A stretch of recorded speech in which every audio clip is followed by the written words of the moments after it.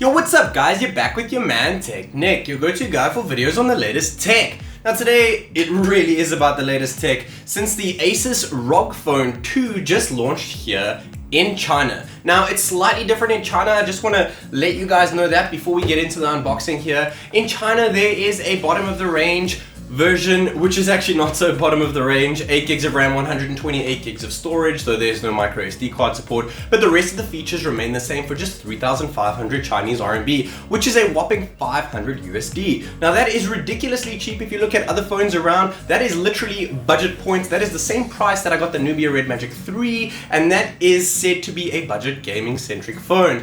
And nevertheless, that is still one amazing piece of hardware there. This is also an incredible piece of hardware, jumping up a lot of features, which I'll tell you in a tad. But back to that pricing, the global version is going to be around $900, which is almost double the price that you can get it for in China, because in the global market they will only be launching the 12 gigs of RAM, 512 gig version or 256 gig version. If you get that one in China, it also works out to roughly $900 too. But nevertheless, I have the one that's $500, so bottom of the range, not bottom of the range. Your take on that? What I see from it is a 6,000 milliampere battery, which is 2,000 bigger than the ROG Phone 1. It has a 6.59 inch AMOLED panel, which is 0.59 inches bigger than the first phone, since that was only 6 inches big, which in my books is too small. The previous phone had a 90Hz refresh rate panel, and this has a 120Hz refresh rate panel, matching the Razer Phone 2 as well there. Guys, this has 25 fast wire charging out the bag, whole bunch of different ports around the phone, and a whole bunch of accessories you can throw onto it as well.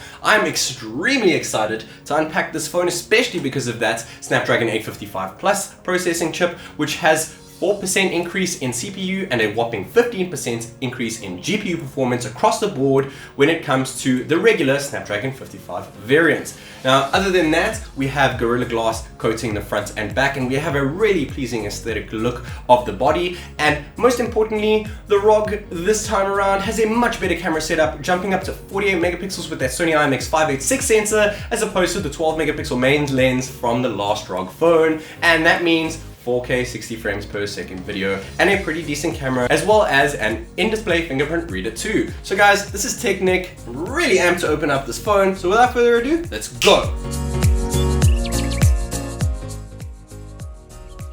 Now, opening this up, this actually feels like a hardcover case, which feels pretty great. Now, I have seen some reviews online already, and they don't come with this hard case. They actually come with more of like a helmet kind of looking case, which actually has some massive cutouts to see this phone. But I really do prefer the hard cases like this, and I'll pop that on really soon to show you guys what I'm talking about. It really makes the phone look absolutely stunning.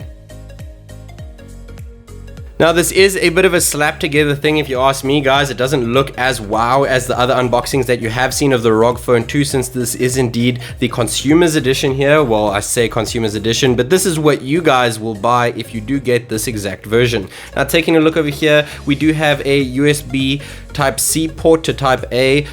With the other unboxing that you see of the international unit, you get a C to C, and this is a C to A, because the phone can do reverse wide charging at 10 watt speeds, which really isn't too bad if you ask me. Nevertheless, it still looks pretty neat. It's a nice, good feeling cable over there. And then talking about the block over here, this Chinese ROM version comes paired with 18 watt wired charging out the box. There's no wireless charging here either. We do have that wonderful massive 6,000 milliampere battery. So at 18 watts, it's going to take seriously long to charge up, but I'll have to test that out and also see if a 30 watt charging block or a 25 watt charging block actually works with the Chinese version of the ROG 2. Guys, that back looks absolutely stunning. Can you see how the changes of color hit those little vertical lines there? I actually think that it looks, in person especially, it actually looks a lot more simple and plain as opposed to the ROG Phone 1. And if you do indeed take a look at the Nubia Red Magic 3, I actually think it looks a lot more subtle there too. They both have something going for it, and they both have a very unique design. I really do like the way that this ROG Phone 2 actually looks. Now, we do have our heat vents over here, and we'll go ahead and take a look at everything in just a sec. I just want to pop it in this cover for you so that you guys can see what it looks like in the case. And there it is, guys. I think it looks really good. It still keeps all the highlights of the phone. I actually think it looks absolutely stunning with this hard case on. I have the same on my Samsung Galaxy S10 5G and all the other phones that I keep as my daily driver. I think that with a hard case on like this, it makes the phone look absolutely stunning, just as it was intended to. There is the power button over there, and then if you look at the top of the phone, it is nice and clean just with the antenna lines. Then taking a look at the left of the phone over here, we actually have this rubbery spot over here, and this is indeed in case you want to use a Type-C port or the docking station for the ROG Phone 2 at the bottom here. It's really cool because if you do want to charge your phone on the go like this and have the cable dropping down below, I think that is probably the main thing that I will be using that port for, not so much the docking station, since I do like gaming centric phones, but I'm not get everything, but I will probably get the controller. That will be really cool to see. And then at the bottom over here we actually have the SIM tray, so I'm going to go ahead like I always do and pop this up just to see what it looks like if there is support for micro SD, and there is not, but it is indeed a dual SIM tray over here, guys, so that's good to see. And then at the bottom of the phone here we have the Type-C port all the way to the left, which in my mind it looks a little bit strange, and when you are playing your hand is going to be there, but they do have that option for the bottom one over here. I guess it has something to do with space inside the phone. And then we have that wonderful 3.5mm headphone jack on the bottom right corner, which is really cool to see. And if you guys do get the little fan dock that clips on the back that so many of you guys I'm sure have seen by now, you'll get another option for another 3.5mm headphone jack and another USB Type-C port coming through that as well, which is really good to see. Now taking a look at the back here, it says here Tencent Games. This is the same company that owns WeChat, and they own a whole bunch of gaming companies here as well. Now we do have this wonderful LED logo, which I'll get to in a second once we open up the phone over here. The back is Gorilla Glass 6 and the front is Gorilla Glass 6 as well. We have an aluminum frame separating the back and front glass there, and then we have this wonderful metal feeling piece over here, which actually feels really rugged. And then we have the little heat dissipation vent over here too. There is no active cooling fan in here as seen in the Nubia Red Magic 3, though there is liquid cooling in here. Now we also have a 48 megapixel quad Bayer is what it says over there. So just to let you guys know, this is not a quad camera setup. Maybe they're talking about the dual tone LED flashes over there, and it's really cool that they have split those in two there. I've never seen that. That's very unique. The main lens over here is a 48 megapixel IMX586 sensor, so we get treated to those really great looking 12 megapixel binded shots, as well as those raw 48 megapixel shots, which is best to take outdoors. And then we also have that wonderful ability of recording 4K at 60 FPS. The secondary lens is a 13 megapixel camera, which is used for ultra wide capabilities, which is really cool. The last one also had ultra wide capabilities, but it was limited to 8 megapixels, so we should see a little bit of an increase in that front too. Now those are the only two cameras that there are, and as you guys will see in the last phone, the ROG Phone 1, there was a physical fingerprint sensor on the back, and that is because there is none on the phone other than underneath the screen, and I'm really excited to see what that's all about. Now taking a look at the phone itself, let's go ahead and boot it up, and I'll see you guys on the other side. Now you guys can see that this doesn't indeed look very stock. Doesn't look like the brightest phone I have seen, though we do have this wonderful, glorious 6.59-inch AMOLED display with a 120 Hz refresh rate and 240 Hz touch sampling rate. Asus have confirmed that this has 49 millisecond response time on your touches, so we should see really fast touch responses over here, which is really cool to see. Now we do indeed have these little triggers over here at the top right and the top left of the phone when in landscape mode, so you can actually touch these triggers to play the game. Now with the Nubia Red Magic 3, I do actually like how they have indented it so that you can actually feel where the triggers are, where on the Asus ROG Phone you cannot feel for where they are. You kind of just have to guess where they are, but the cool thing with this is that you can slice them as well for different things in games. Now I'll try to do as much testing on actual games as I possibly can, so we'll definitely test that out on the near future. So as you guys can see, we set up the grip at the bottom over here, so if I do go ahead and squeeze the phone like this, X mode will turn on, which will pretty much in essence overclock the CPU and GPU speeds, and then to turn it off I can just do the same thing once again over there. Now we don't have a dedicated gaming button, but I'm pretty sure we do have a gaming centric mode in here. The gaming mode that we do have in here is indeed called the Armory Crate. I guess very gaming centric there. It tells you the remaining screen on time you have. If X mode is on, it shows you all the all the core speeds of each individual CPU and GPU core over there. It shows you how much memory we're using in the RAM department, as well as how much storage has been used. It also shows us our different air triggers and the fan speed of the phone as well, which is also really cool to see. Now obviously we can't use the fan speed since we do not have the accessory for it, but once we have that going, it will look pretty cool. Okay, so in the LED effects of the backlight, you guys can see over there right now, we just have a strobing light going on there. We have a whole bunch of effects that I'm sure you guys are very familiar with if you are into PC gaming and you are familiar with the Asus ROG lighting effects that you do have. I have a couple of their products and they make it as easy as possible. I do tend to prefer color cycle, and then we can also just let it cycle through things and we can change the speed, the rate at which it goes. But as you guys can see over here, the cycle changes a little bit like that, and it looks really gorgeous if you ask me. I think it looks very unique. I think that the little strip that you have on the Nubia when the light flashes through here is a really cool idea, though it's just a line where this is actually the logo streaming through there, and it looks really elegant and really awesome. And with these little shooting lines of shimmery light, it looks really epic. It kind of makes the whole build incredible, guys. I can't tell you how great this phone actually feels. It doesn't feel like it's getting very warm, though I'm not playing any games here. The screen feels nice and big, and I must say the bezels are not as noticeable as, say, the Red Magic 3. And I know I am comparing it a lot over here, guys, and the bezels are pretty similar, but when I do use the Red Magic 3, it does feel a little bit chunky in the hand, though the Asus does feel like it has a little bit more weight on it, and it does indeed feel a bit thicker too, since it is almost 10 millimeters, almost 1 centimeter thick here, which is pretty much the thickest phone I've ever used. It is also 240 grams of weight, which is the heaviest phone I've definitely used. It doesn't feel like that. It feels a little bit top heavy, but otherwise it feels really good and really strong and really sturdy, guys. So now if we pull on to the left over here, we actually have a little performance panel, which is really cool to see, guys. They're just trying to make everything related to gaming as much as possible, and this is indeed the Chinese ROM version. So I want to quickly go ahead and check if Google services are around.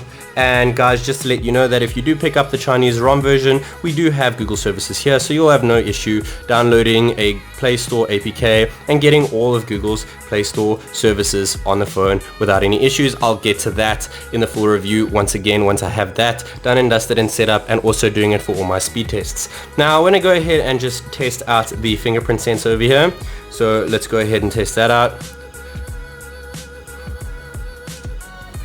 Okay guys, it feels really good. It feels very instant. It feels, regardless of the side that I put my finger, it is an optical scanner.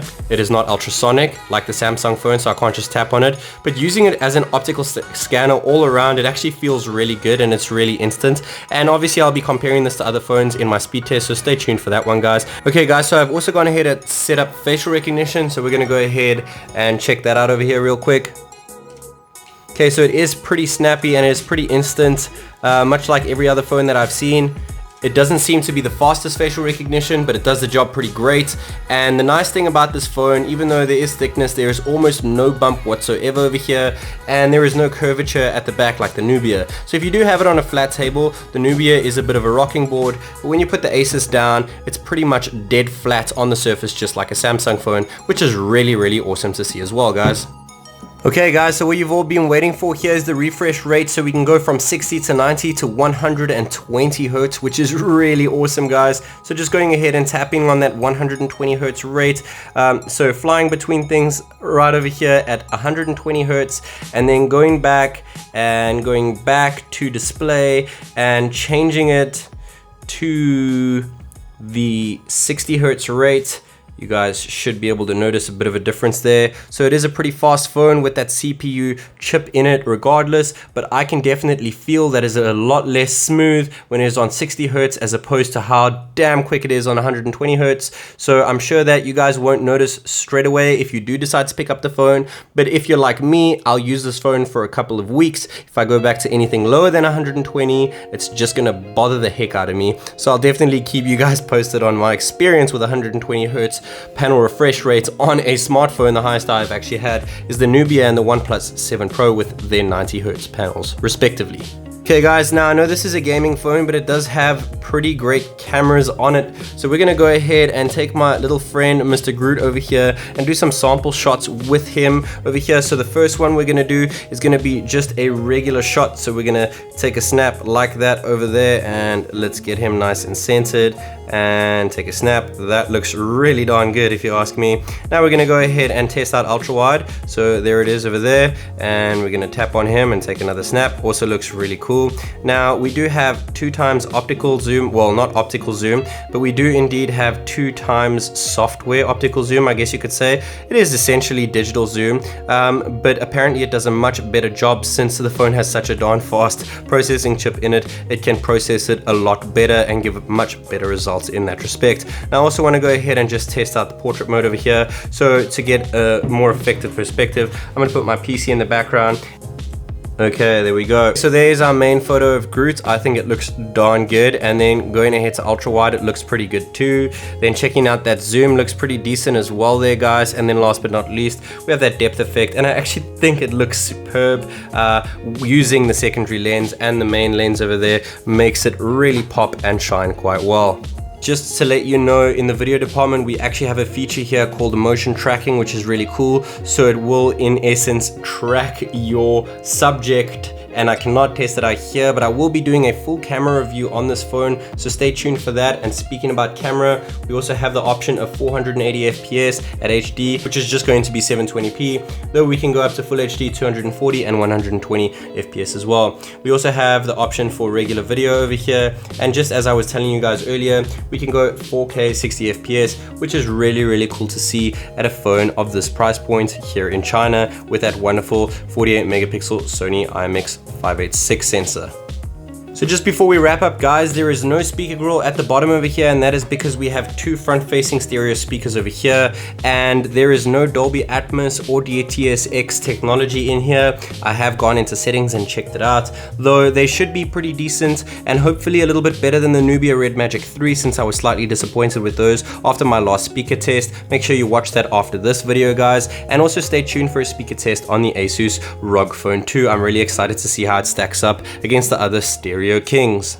Overall, guys, I must say I am pretty impressed with the build of the Asus ROG Phone 2. It feels really premium. It looks aesthetically very impressive, guys. I'm really impressed with all the specs on here, especially with that wonderful CPU chip, the Snapdragon 855 Plus sensor. The phone ticks all the right boxes for me, though it does not have a QHD panel. It does have 120Hz refresh rate, so for gaming it is going to be absolutely spectacular. I cannot wait to bring you guys more content on this phone, but as of right now, I must say I'm seriously impressed with the Asus ROG Phone 2.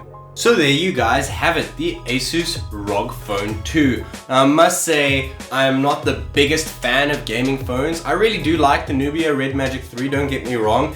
It has a very rugged look about it though, and this has a very elegant, classy look about it, with these little stripes that you guys can see changing color in the light over there. Looks absolutely stunning. And taking a look at that LED over there, the Asus logo is one of the best looking logos around, and it looks absolutely incredible, especially the way that you can customize it. There is a lot of light on it now, but when it is in more of a darker situation, you can really see it pops out quite a lot. It also looks very elegant in the sense that it is not too wow factory, I guess. It looks like a gaming phone for sure. Does it feel like a gaming phone? No. And is that a good thing? Yes, it is a good thing, guys, because not only does it have a whopping Snapdragon 855 Plus processing chip with 4% increase in the CPU department and 15% increase in the GPU department, which can be overclocked directly through the phone. Not only is this a $500 unit from China over here with 8 gigs of RAM, 128 gigs of storage, but it also has Google services on it too. So that's a really good thing here in China, since a lot of phones are taking the trend of getting rid of Google services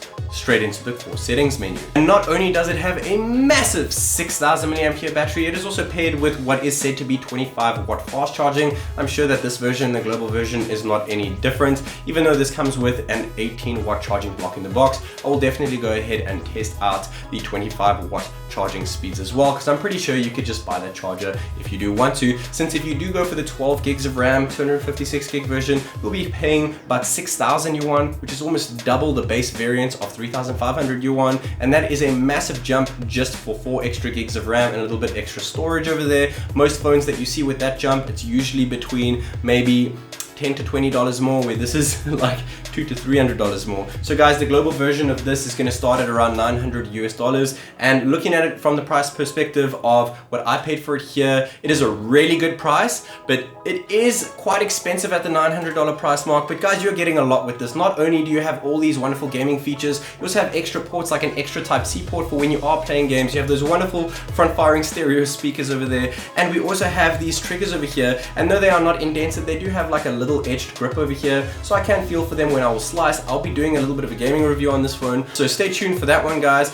And the cameras on here are really not half bad, with a 48 megapixel IMX586 sensor. The Nubia Red Magic 3 also has the same sensor, though this is also paired with an ultra wide sensor, giving you a little bit more room for enjoyment when it comes to taking snaps on the Asus ROG Phone 2. Guys, I'm really enjoying this. I actually think that I'm going to make this my daily driver to give you guys a proper real life perspective on the phone. I hope that you guys enjoyed this unboxing as much as I did unboxing the Asus ROG Phone 2. And until next time, guys, this is Technic.